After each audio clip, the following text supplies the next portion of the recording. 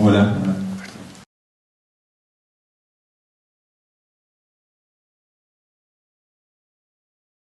Bueno, antes que nada quería agradecerles por estar acá presente. Siempre he dado unas cuantas charlas, presentaciones, seminarios, sobre todo me ocupo de dar en las escuelas de mi país, porque me parece que es necesario y es importante invertir tiempo en los más chicos, que son los que en definitiva van a cambiar un poco el rumbo que llevamos como humanidad, ¿no? Y también algunas conferencias afuera, algunas charlas. Y siempre que empiezo una presentación, tiemblo un poco, ¿no? Porque uno a veces no sabe cuáles son las expectativas de la audiencia y no sabe si va a poder cumplirlas. Pero bueno, desde que entré acá al museo, que me parece un lugar excepcional y muy auténtico para transmitir lo que vine a hacer, me siento como en casa. Quiero agradecerles a los que organizaron esto, Diego, Zeta, mi amigo que nos espera en su casa, bueno, los que están aquí presentes, Fernando Girones, Silvia. Bueno, si empiezo a nombrarlos a todos, son muchos. Está el valiente editor español de un escrito mío, Máximo Higuera Molero, por ahí. Está un escritor de verdad, Javier Moro, que invitó a los de casa, Virginia. Y ante todo está el que originó que yo los conociera a todos los demás, ¿no? que mi amigo José María Morales, aquí presente con Yola, su esposa. Así que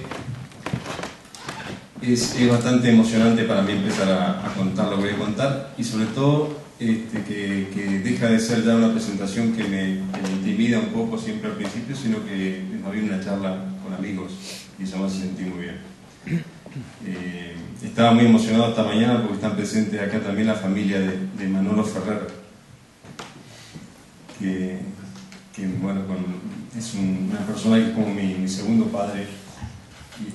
Es un español que siempre me contó de España desde mi infancia. Cada vez que hablo me emociona. Así que bueno, gracias a todos por venir, y voy a empezar a contarles lo que decía Gerardo un poco. Yo voy a empezar a pasar la diapositiva porque ya había empezado mi presentación. Pero bueno, las orcas del Chubut, como bien les contaba Gerardo, capturaron mi atención cuando yo empecé a estudiar biología marina, allá por el año 1992, y me ofrecieron, como él comentaba, mi cargo de guardafauna, que también me trajo hasta acá, ¿no? Junto con José María Morales. Por eso uso la camisa del uniforme, que creo que es más valioso. Incluso la conexión que he tenido con los animales ha venido más por mi profesión de guardafauna o guardaparque que por el estudio de la biología en sí. Entonces, en esto de tratar de ser auténtico, también está bueno que se los comente porque estoy vestido de guardaparque. Las orcas del Chubut capturaron mi atención, y bien empecé a estudiar, a trabajar como guardafauna, y en la zona de la Patagonia, que es esta que les muestro aquí en esta fotografía, esta caprichosa formación geográfica es la península Valdés. Es un área bastante extensa. A veces con el mapa uno no tiene la posibilidad de contrastarla y no sabe sus dimensiones, pero tiene de norte a sur alrededor de 100 kilómetros y de este a oeste otros 100 kilómetros. Es un área bastante extensa y muy despoblada, muy poco poblada.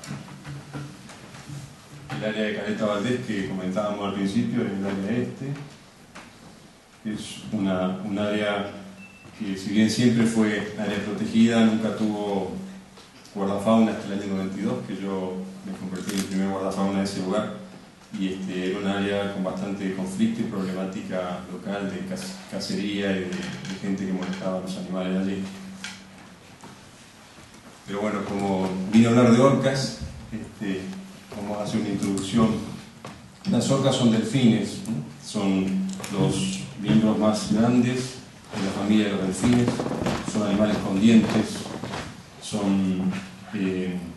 tienen estructuras sociales complejas, cerebros muy evolucionados, y son los animales más poderosos en el mar. La orca es en el mar lo que el hombre es en la tierra, lo que el hombre es en el planeta, es el máximo predador. La orca come tiburones blancos, ¿no? O sea que la orca está por encima de todas las otras especies en el mar. Es el predador top. Y en Península Valdés ha desarrollado una técnica muy particular de cacería de especies, como ya voy a comentar un poquito más adelante. La orca es un mamífero marino, ¿no? Y amamanta a sus crías durante periodos muy extensos, más de 2 años. Y estas estructuras sociales muy complejas que tiene son análogas al ser humano. Hay muchas analogías para hacer con la estructura social del ser humano, e incluso también las cuestiones fisiológicas, ¿no? Una orca hembra empieza a ser madura sexualmente alrededor de los 12 a 13 años y entra en una etapa menopáusica, deja de parir alrededor de los 40 a 42 y no tiene más de 4 crías en toda su vida. Podemos diferenciar los machos de las hembras por el tamaño y por la aleta dorsal, mucho más alta en el macho, el de la izquierda, y más pequeña y falcada en las hembras, vemos a la derecha. El macho puede pesar más de 6 toneladas, una hembra generalmente pesa entre 3 y 4 toneladas. Los machos viven como máximo 50 a 55 años y una hembra puede vivir más de 80 años. Hay una diferencia entre macho y hembra muy notable, muy marcada. Yo empecé mi investigación con una técnica que se llama fotoidentificación, que es la técnica más usada en el mundo para seguir una población de delfines o de orcas, y se basa en las características que tienen las aletas dorsales, ¿no? Todas las aletas dorsales son diferentes, que son muy parecidas entre sí, por ejemplo entre las hembras. La mancha gris que tiene detrás de la aleta dorsal es como nuestra huella digital. Entonces lo que hacemos normalmente cuando investigamos una población de orcas es hacer el seguimiento continuado de animales conocidos. Identificamos un animal por la forma de la aleta y elaboramos un catálogo identificatorio que sería una suerte de carta de identidad o de documento de identidad de cada orca, para poder ir siguiéndola a través del tiempo. Es importante tomar fotografías siempre porque las orcas sufren desgarros por mordeduras entre ellas o también por crecimiento, y las aletas van cambiando de forma.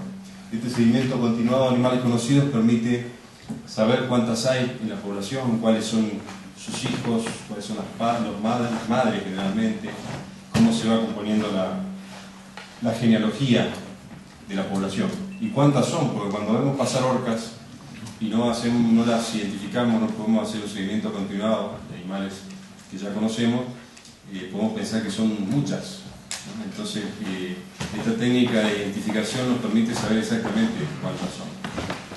Lo que descubrimos con el tiempo es que eran no más de 20 en la población de Península Valdés, lo cual nos dio herramientas para elaborar leyes de protección en el mar argentino. Si bien la orca a nivel mundial no es una población que esté amenazada de extinción, las poblaciones locales son poblaciones vulnerables, ¿no? Entonces, si estamos hablando de una población de no más de 20, 22, como máximo a veces que entra alguna orca transeúnte, estamos hablando de una población muy pequeña que podría estar en peligro, ¿no? Acá, como ven, en el árbol genealógico tenemos abuelas, tenemos madres, tenemos hijas, tenemos nietas y tenemos bisnietos. El estudio yo lo comencé en el año 92, pero fue la continuación de un estudio que había comenzado por otro guardafauna, Juan Carlos López, en la década del 70, y se había descontinuado. Entonces, cuando yo comencé, empecé a tomar datos para este guardafauna que me enseñó mis primeras armas en el estudio de las orcas. Y pude identificar orcas que ella había identificado en la década del 70, y eso nos permitió saber que había orcas que realmente todavía seguían, y con gran precisión saber edades de orcas que de otra manera hubieran sido recién conocidas por mí en el 92. Otra forma por la que nos permite saber edades, por ejemplo, de un macho que se llama Mel, que nació estimativamente en el año 1965, es porque los machos a la edad de 15 años en promedio la aleta dorsal se le empieza a enderezar y a poner muy triangular, y antes de eso son como las hembras. Entonces, cuando a Mel le pasó eso, ya sabíamos que en ese momento contaba con 15 años, entonces solamente había que sumarle a eso los 15 años para saber que estimativamente había nacido en el 1965. Esto lo comento porque ahí hay fechas, ¿no?, de Gallardo, de orcas que son edades estimadas, que fueron estimadas y fueron, digamos, son orcas que estimativamente nacieron antes de comienzo del estudio. ¿Por qué las orcas de Valdés son importantes? Bueno, las orcas a nivel mundial son animales, como les decía, con grandes cerebros evolucionados, y son animales que se adaptan a las condiciones de vida de cada ambiente en particular de manera muy exitosa, y casi que podríamos decir que cada vez que hay una fuente de recursos de alimento disponible en el mar va a haber una población, aunque sea muy pequeña o muy grande, de orcas especializadas en explotar ese recurso marino. Las orcas en Valdés se especializaron en cazar lobos y elefantes marinos, y eso las hizo famosas y conocidas a nivel mundial, porque la técnica que han usado y siguen usando es la del varamiento intencional. Se llama así porque, bueno, se varan intencionalmente sobre la playa para capturar crías de lobos o elefantes marinos, que es un comportamiento realmente muy riesgoso. En el comienzo de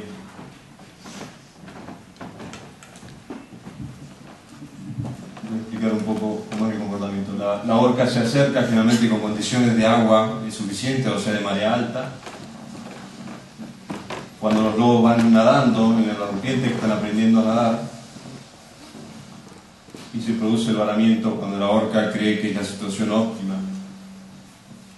Que, como acá sabe Gerardo y José María y todos los que me han visitado, Fernando López Mirón, no es muy fácil de ver, ¿no? No siempre hay que estar. En promedio, en marzo, abril, un día de cada 3 es posible verla, pero cuando toca mal tiempo las condiciones no son las apropiadas. Si, por ejemplo, hay mucha rompiente, el ruido de la rompiente enmascara el diseño acústico de la presa y es muy difícil para la orca localizarla. Si bien la orca tiene un sentido de biosonar o sonar biológico que se llama ecolocalización, las orcas de Valdés son cazadoras silenciosas y localizan a sus presas por el sonido que emite la presa cuando va nadando en la rompiente.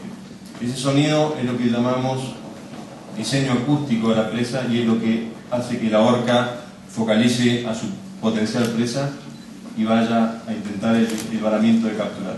Solamente el 42% de los intentos de captura son exitosos. A veces, cuando han visto en un documental orcas varando para cazar lobos elefantes marinos, se ha tratado siempre de las orcas de Valdés. Y aunque hay algo parecido en las orcas en las islas Crozet del Océano Índico sobre elefantes marinos, todos los expertos en comportamiento animal coinciden en que son las orcas de Península Valdés las paradoras por excelencia, ¿no? Las que realizan este método de la manera más espectacular.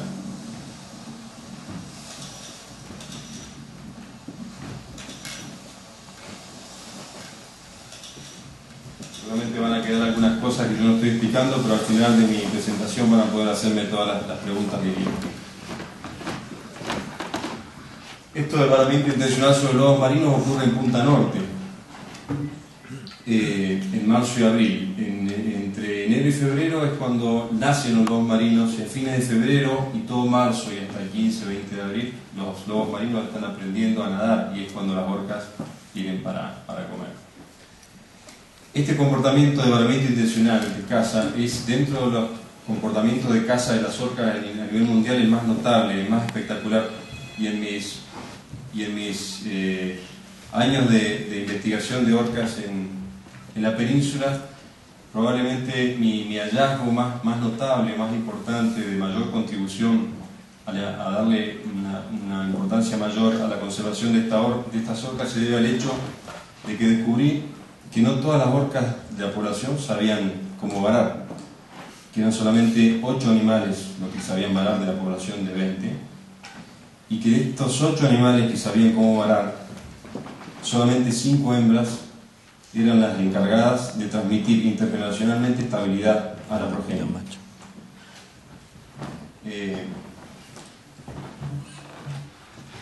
Esto es porque, bueno, tampoco se sabía bien si era un comportamiento innato que venía fijado como instinto en las orcas o era un comportamiento adquirido. Bueno, entonces pude determinar que este era un comportamiento que no era innato, que las orcas mayores, adultas, tenían que enseñarlo a la progenie para poder sobrevivir, y que dependía de esta enseñanza y de la habilidad de los cachorros de aprender su supervivencia, la supervivencia de la familia y sobre todo de la supervivencia de este comportamiento cultural único en el mundo.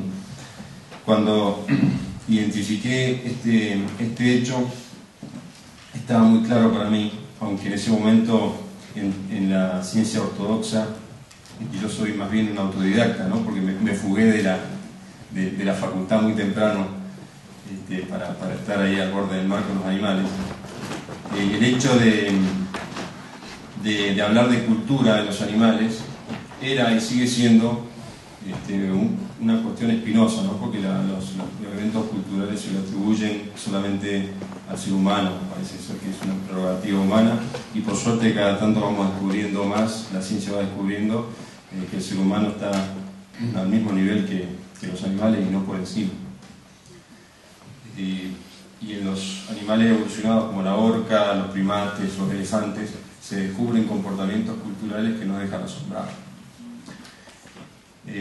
Cuando descubrí eso, mi foco o mi eje de investigación, que hasta ese momento había sido de identificación para saber cuántos eran los animales y saber quiénes eran hijos de quién y cuántos iban muriendo, cuántos iban naciendo, el eje el propósito mío fue más que nada tratar de aprender de ellas para poder transmitir la importancia cultural de este grupo de orcas de Valdés, porque si algo les pasara a estas 20 orcas, de las cuales 5 son las encargadas en el mundo de enseñar este comportamiento cultural, de esta cultura de alimentación al cachorro, no solamente estaremos perdiendo la gente local, una fuente de recursos de muchos turistas que van a verlo, a filmarlo, sino que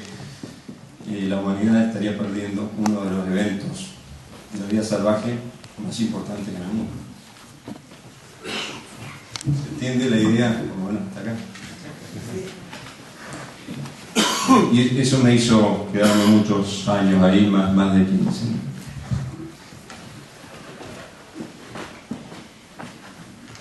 La zona de Punta Norte es una zona de aproximadamente 6 kilómetros de amplitud, donde se establecen pequeñas colonias. Cada lobo representa una colonia de unos entre 50 y 80 animales, y cada año nacen ahí alrededor de 300 crías de lobos marinos. Esto lo digo porque más o menos la tasa predatoria de toda la temporada es alrededor de un 8%, y se considera que es normal para el balance del ecosistema. Si pensamos que hay alrededor de 30.000 lobos marinos en la península de Valdés y más de 60.000 elefantes marinos que ellas también comen, 20 orcas que tienen un 40% de eficiencia en el paramiento no producen un impacto, y es una cacería sostenible.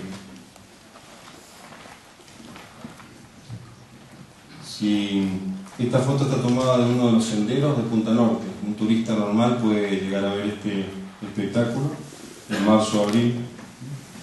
Esta es una especie de guardería cuando muchas de las madres salen a buscar su alimento para volver y amamantar a los cachorros de los marinos.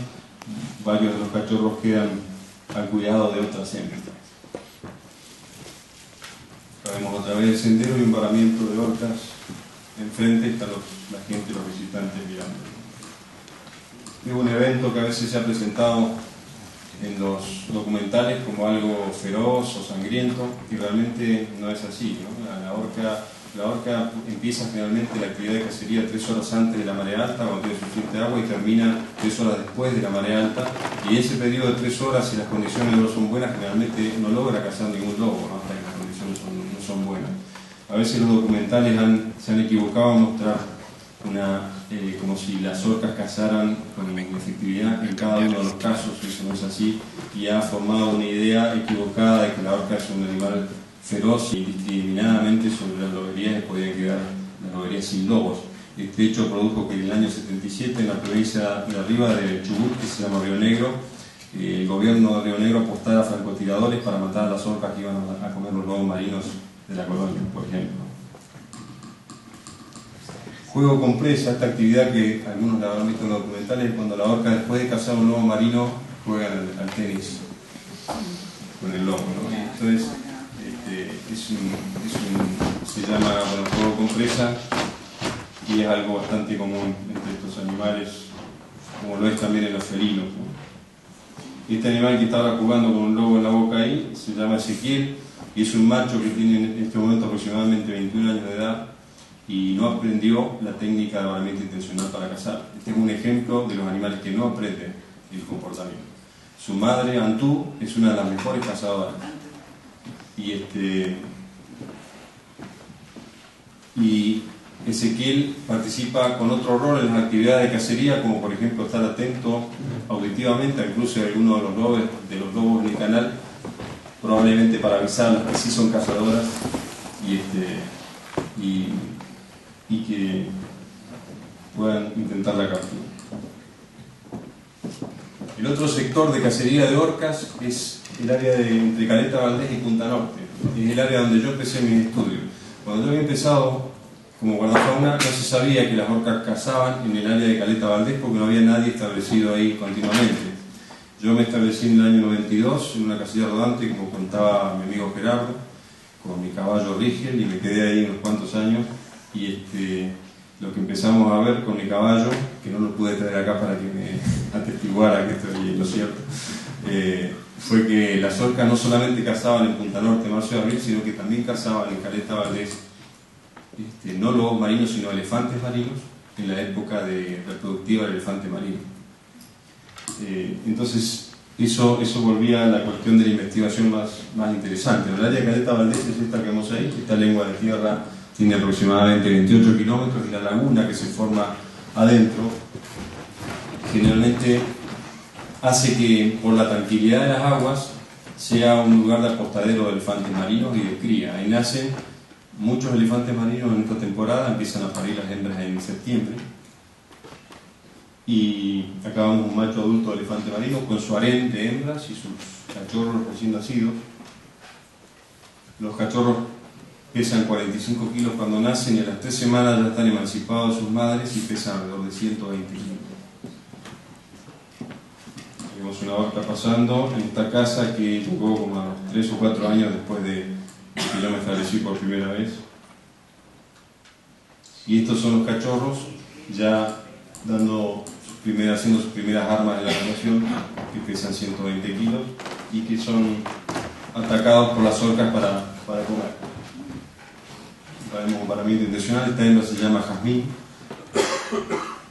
y es una hembra cazadora muy exitosa.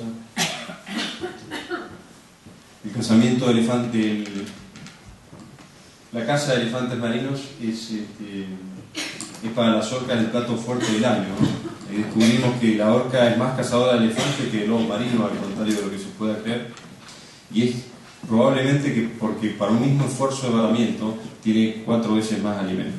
Además que el elefante es menos dinámico en el agua y es más fácil de cazar. Acá vemos cómo Jazmín está capturando un elefante marino, los otros cachorros que están al lado no se dan cuenta. Esa es otra de las ventajas, ¿no? Como en el caso de los lobos marinos, como veíamos hoy, la orca cuando captura produce un lío de lobos que los otros ya se quedan lejos de la posibilidad de ser atacados durante un largo rato.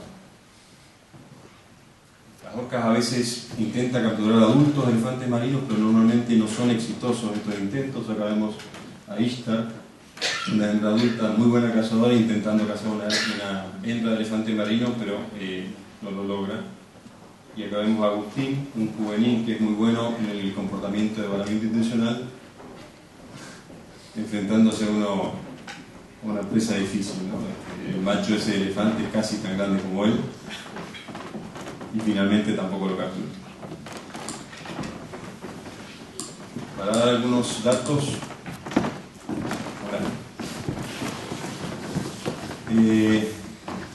si alguna vez quieren ir a visitarnos, la zona de Punta Norte, arriba, como ven, el pico estacional más grande es marzo-abril, octubre-noviembre también hay un poco porque suele haber elefantes.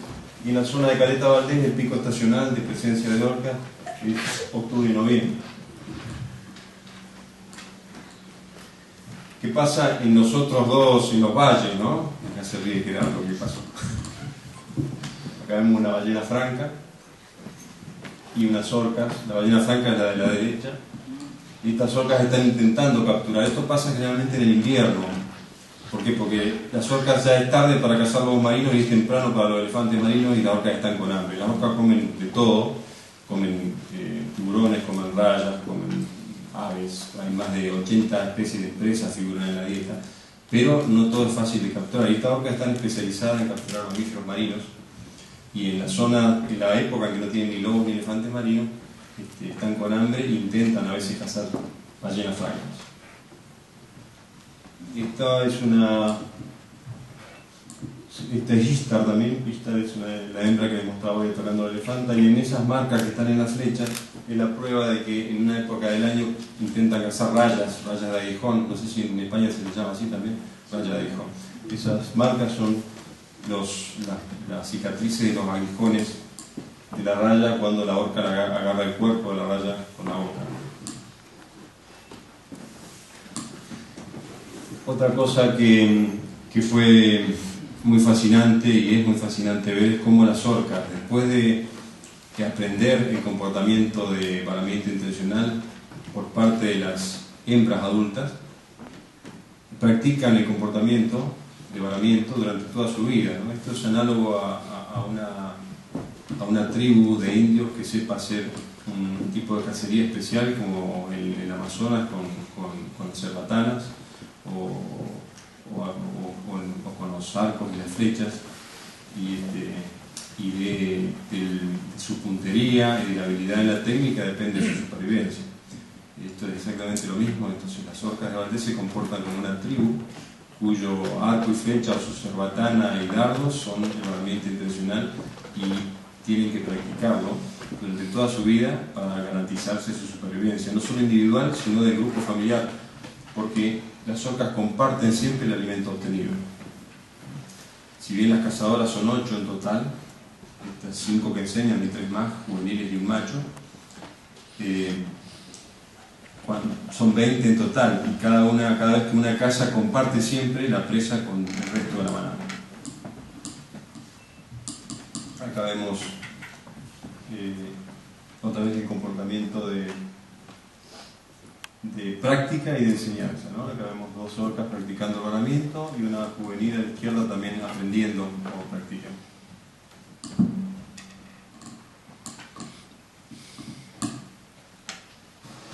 En este video vemos también en una playa, este es el canal de ataques en Punta Norte, 2 orcas están practicando el varamiento.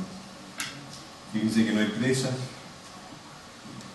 Hay un lobo acá, como una vez más a la izquierda, que no se metió en el agua después por una semana más o menos.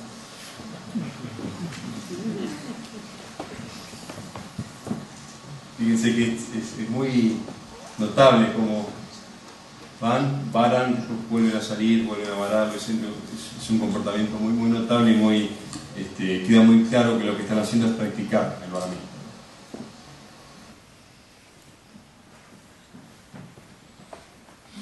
Y un poco para finalizar esta charla, antes de responder a las preguntas que tengan, quería mostrarles un documental que está en inglés, de Animal Planet, de hace unos 8 o 10 años atrás, que muestra un poco esto que les mostré y muestra lo que les comentaba Gerardo, este vínculo que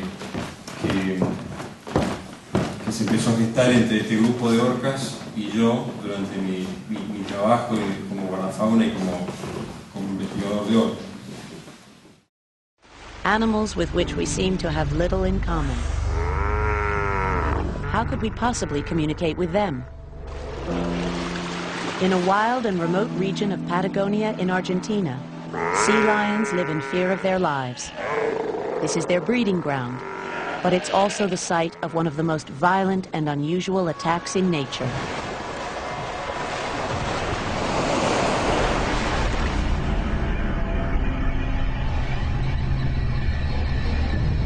Orcas, also known as killer whales.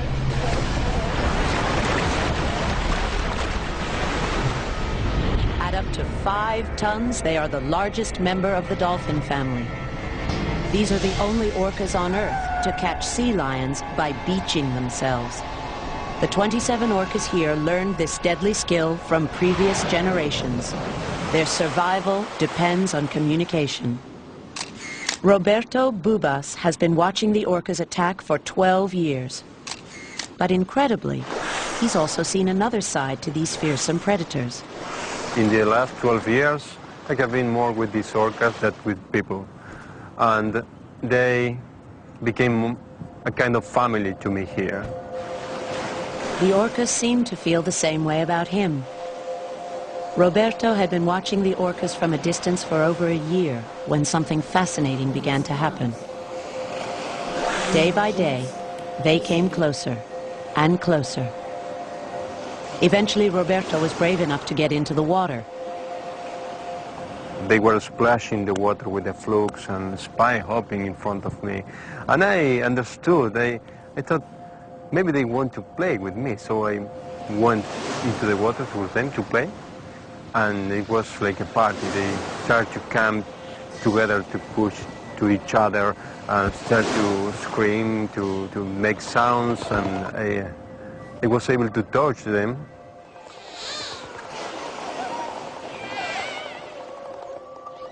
No other wild orcas have ever tried to communicate with a human being. But Jane Goodall thinks this amazing behavior makes perfect sense. Why did the orcas want him in the water? They wanted to experience him. They knew him as an individual. They're curious. They have the same kind of curiosity as we have. And so they can't come out any further than they do. They try. They come as far out of the sea as they can to experience his world of dry land. But they can't really experience him unless he gets in the water with them.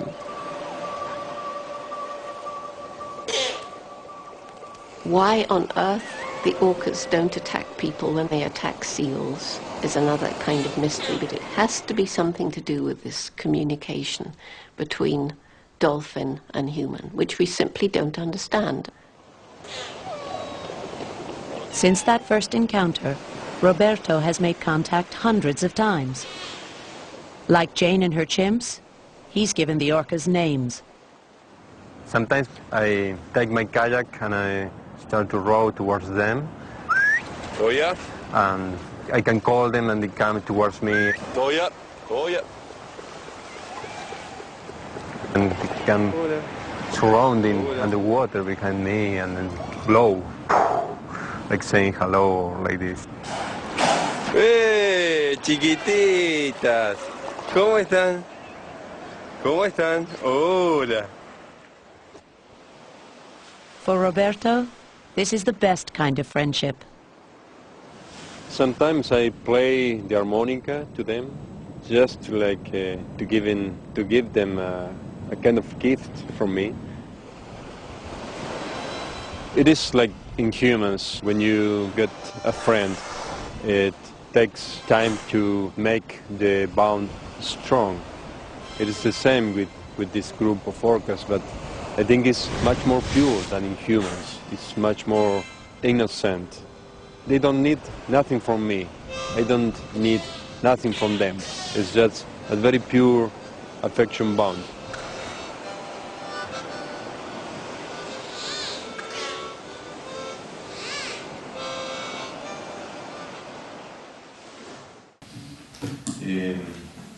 Yo alimenté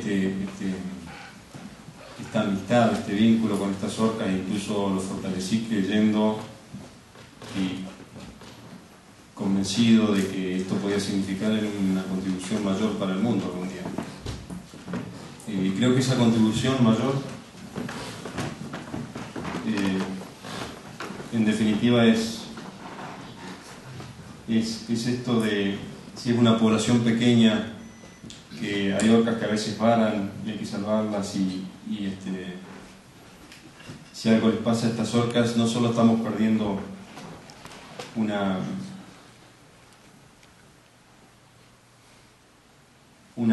animales de una población que es pequeña y que tienen un varamiento intencional, que es un método de caza único en el mundo y estamos perdiendo como humanidad una cultura de alimentación, un fenómeno de la naturaleza salvaje que nos asombra, sino que también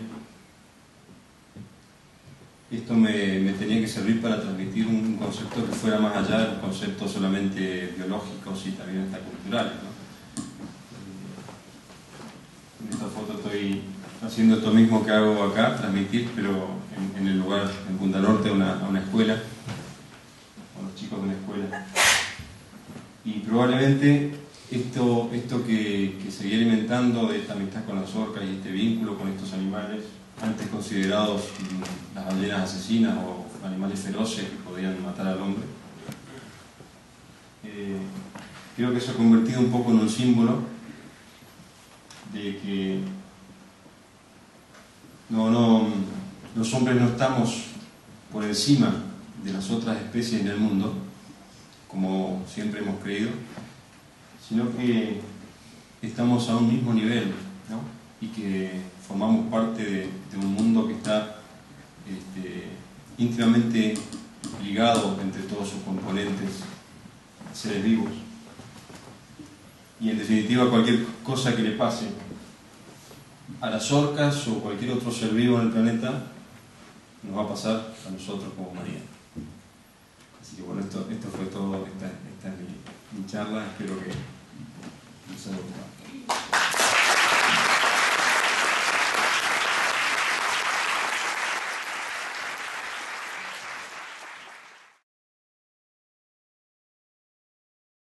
¿Alguna vez, cuando te has metido en las orcas, a nadar con las orcas, alguna vez has tenido miedo? Esa es la primera pregunta. Y la segunda, ¿tú crees que si pasa tiempo te reconocerían las orcas? Si vuelves ahora creo que llevas tiempo sin estar allí. Si vuelves te reconocen, ¿no? ¿Hay alguna forma que sepas que te reconocen? Respondiendo a tu primera pregunta, sí, he estado nadando con las orcas varias veces. Todas las interacciones son una cuestión muy realmente íntima, ¿no? de unicidad y de estar muy en paz y muy tranquilos. Por eso las filmaciones son pocas, las fotografías son pocas. Normalmente he estado con las orcas durante 15 años con seguridad, alrededor de un promedio de 30 veces por año. Y de todas esas veces, todos los años, se han tomado fotos o hecho filmaciones muy pocas veces, unas 10 o 15 en total, nada más.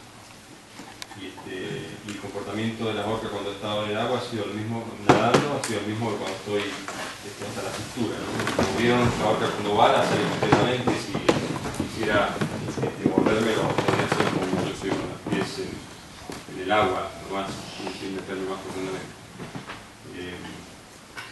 Con respecto a la otra pregunta, las orcas son animales con un cerebro tremendamente evolucionado. Los neurofisiólogos han hecho resonancia magnética del cerebro de las orcas no hace mucho y se han encontrado con respuestas así realmente asombrosas, intrigantes, ¿no? Intrigante es la palabra que usa en sus papers, exactamente, intrigante. ¿Por qué? Porque bueno, a la ciencia,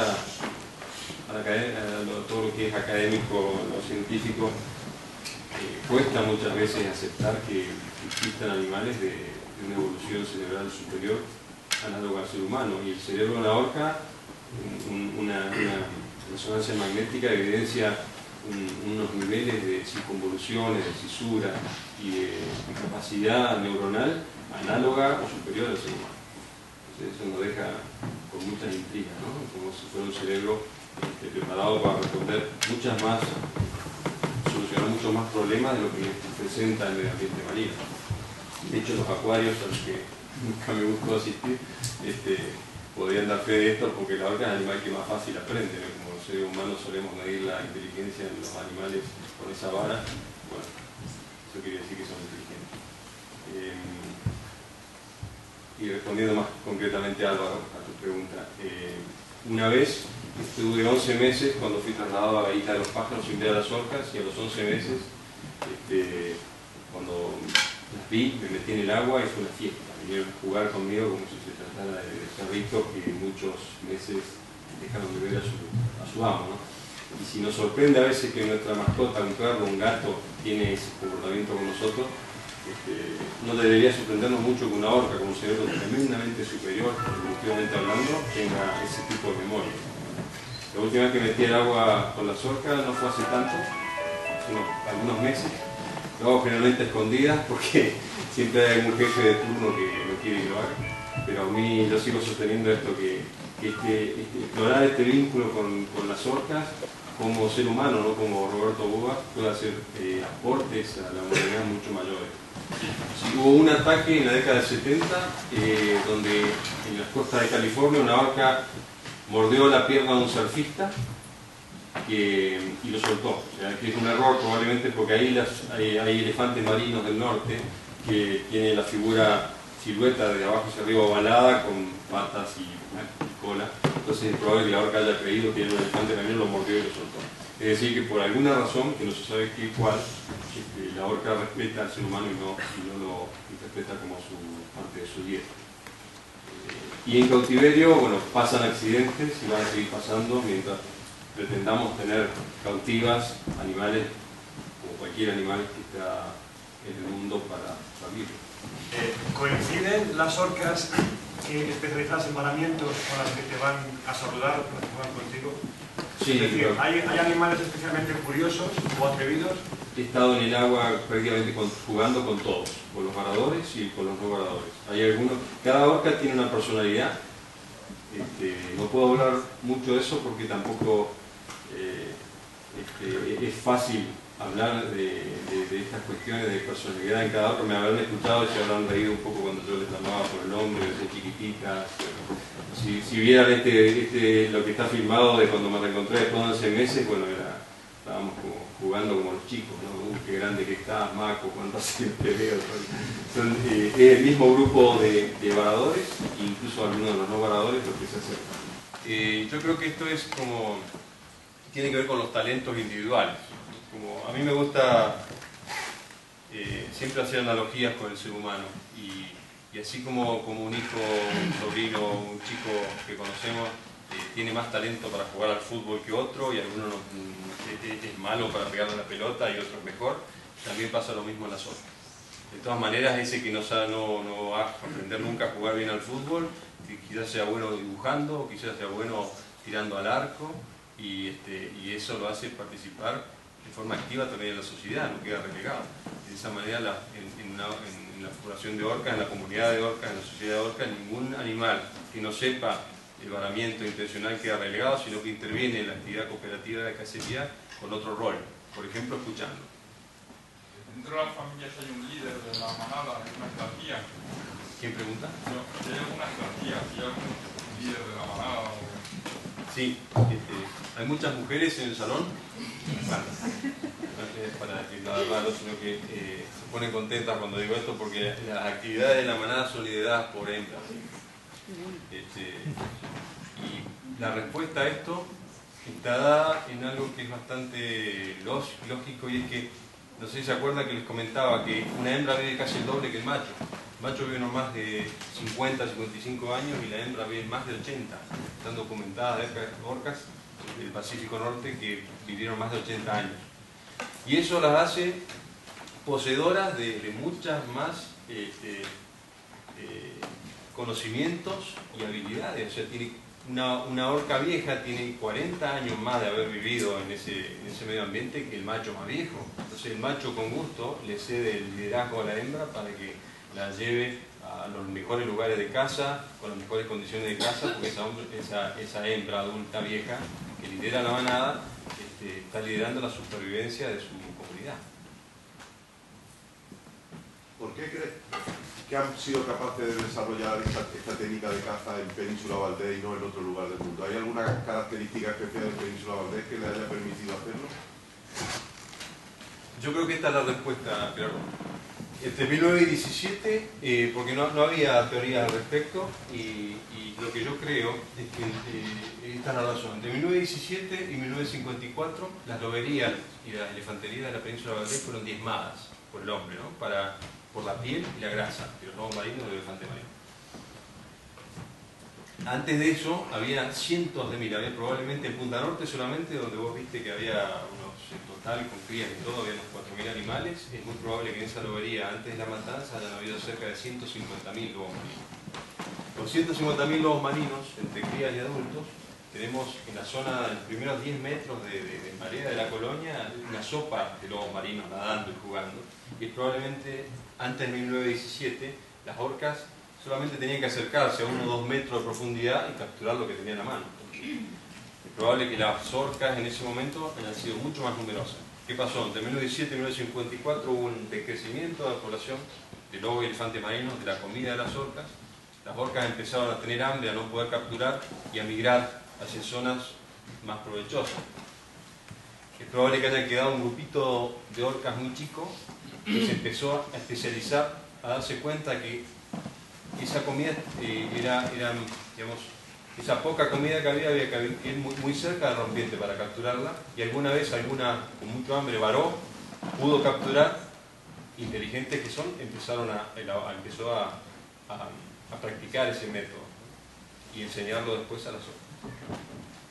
Yo creo que es un comportamiento, yo creo que esa es la respuesta de cómo llegaron a varar, o sea, empujadas por el hambre, porque si no, no hay otra respuesta. Las orcas son inteligentes, si hubiera algo más fácil, hubiera elegido lo de menor esfuerzo para alimentarse. Y eso es un comportamiento que ha sido adquirido por las orcas en los últimos quizá 40, 50 años. Y hemos visto en esos grupos de 40 orcas aproximadamente que hay comportamiento sexual, es decir, que hay un cruzamiento ahí, y es posible que lo hagan para ingresar sangre nueva a la población y evitar así la endogamia. Muy buena. Yo creo que la respuesta ahí está dada en esto que les comentaba del cerebro evolucionado, ¿no? Porque este tipo de interacción con seres humanos, el común denominador es de animales que tienen cerebro evolucionado. Primates, por ejemplo, tuve el honor de que ese documental de Animal Planet que vieron lo presentara a Jane Goodall, por ejemplo. La doctora Jane Goodall hace 30, 40 años explora no solo el conocimiento de la etología del chimpancé, sino la interacción con el ser humano, con ella. Y bueno, son animales de gran evolución cerebral. Entonces yo creo que el delfín, la orca es un delfín, son animales con cerebros evolucionados, con estructuras sociales análogas al ser humano, y que por eso intentan también establecer esta relación con el ser humano, ¿no?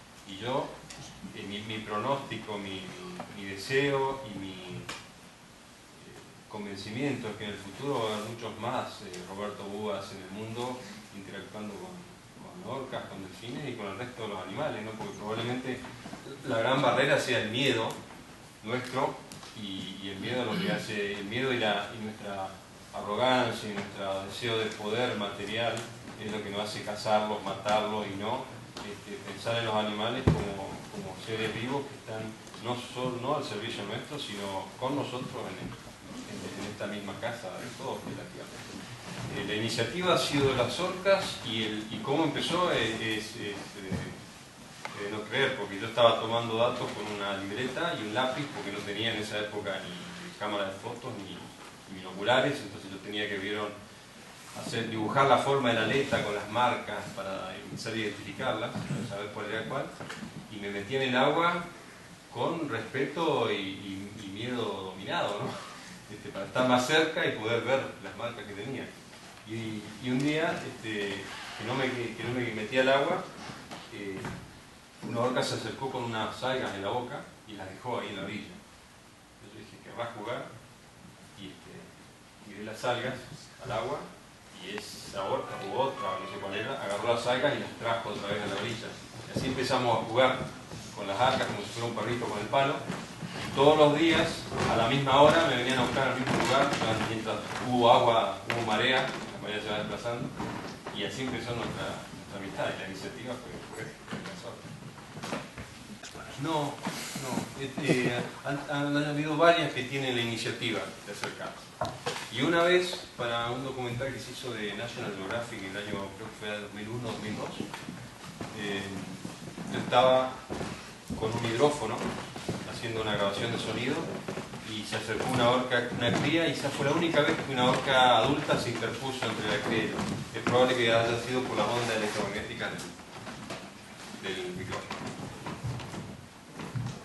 Si eventualmente en alguna época del año vienen orcas de otros sitios, de alguna manera hay un intercambio genético, la población de orcas debería crecer. La supervivencia de los cachorros de orca, siendo mayor porque no tienen predadores, debería ser mayor y la población debe crecer, pero por lo que nos cuentas aquí, la población se mantiene en 20, 20 y algo individuos así durante los muchos años que llevas observándola. Pues la orca es el máximo predador. Quiero preguntar de otra manera, ¿cuáles son los factores que ocasionan mortalidad en los cachorros de orca? Se cree que alrededor del 30 a 40% de los cachorros antes del primer año de vida no sobreviven. ¿Pero por qué? ¿Y por qué? La respuesta podría ser que como la orca es el máximo predador marino, los animales necesitan ser perfectos para sobrevivir, ¿no? Tienen que ser, tener todas sus facultades perfectas para poder medirse con las dificultades que le ofrece el mar. Y bueno, animales que tienen problemas genéticos, como por ejemplo malformaciones en el corazón o dificultades para nadar, no sobreviven. No se sabe exactamente por qué ese rango de mortalidad es tan alto. ¿Y por qué no crece la población más? Los parámetros vitales, una orca hembra no tiene más de 4 o 5 crías en toda su vida. Entonces no es como los lobos marinos que tienen crías a partir de los 4 años, durante 12 o 15 años, todos los años una. Una hembra de lobo marino puede dar entre 10 y 12 crías en su vida, mientras que una orca no da más de 4 crías viables en toda su vida. Entonces el crecimiento generalmente es lento. ¿Responde tu pregunta, Javier? Más o menos. No creo que la naturaleza haya unas fuerzas selectivas, una selección natural, que elimine de una forma tan drástica a los juveniles, a los cachorros que no tienen la perfección que debería tener. La naturaleza que yo conozco no funciona así.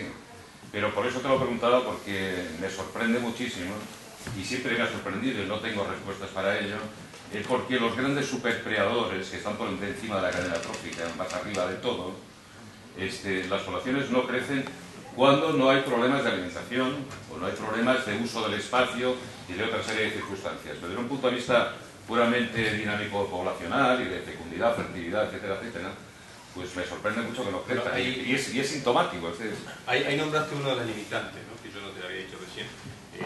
Vos dijiste que parecía no haber problema de alimentación. Y el problema de alimentación está en la disponibilidad del alimento. En Península Valdés, si tenemos 50.000 lobos marinos y tenemos probablemente unas 15.000 crías en ese momento, todas esas crías no están en el agua nadando en condiciones de mar que hagan que sea una presa disponible. Entonces, toda esa comida existente no está disponible. Un mínimo porcentaje de esa alimentación solamente está disponible. Entonces, hay un problema de alimentación. Ese problema de alimentación no hubo en las orcas que deben haber sido muy numerosas, como lo dije hoy cuando me preguntaba Gerardo por qué varaban, en la época que había muchos más, porque había más población, más comida, y seguramente la población de orcas era mayor. Entonces, ese es un gran limitante, el alimento. Hay mucho alimento, pero no todo ese alimento está disponible. ¿Cuál podría ser la problemática o lo que me preocupa? La sobrepesca y la contaminación son dos problemas que nos afectan a nivel mundial y a nivel local también, ¿no? O sea, el mar patagónico es un mar bastante limpio, sin embargo tenemos una fábrica de aluminio, tenemos industrias que envenenan también a nuestro mar, y tenemos flota pesquera, gran parte española, que están depredando un poco el mar, ¿no? por la ley argentina, que lo permite. Y mi preocupación sería que si hay pocos peces, habrá pocos lobos, que son los lobos que se alimentan también de esos peces con nosotros, y por lo tanto el alimento disponible de esas orcas va a ser menor y la población de orcas podría crecer por falta de alimento. Entonces esas son las dos preocupaciones. Y la preocupación mayor a largo plazo es que lo que decía cuando terminé mi presentación es que lo que le pase a las orcas, como a cualquier otro ser vivo en el planeta, sea una araña, un escorpión, un ratón, una tribu del Amazonas, nos va a pasar a todos nosotros, en definitiva, ¿no? Matarnos.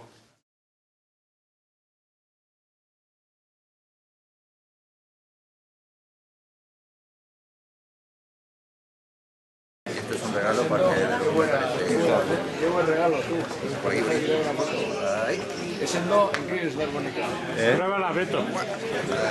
Qué buen regalo. Pero acá no hay orcas. Susurra a las orcas. Tú...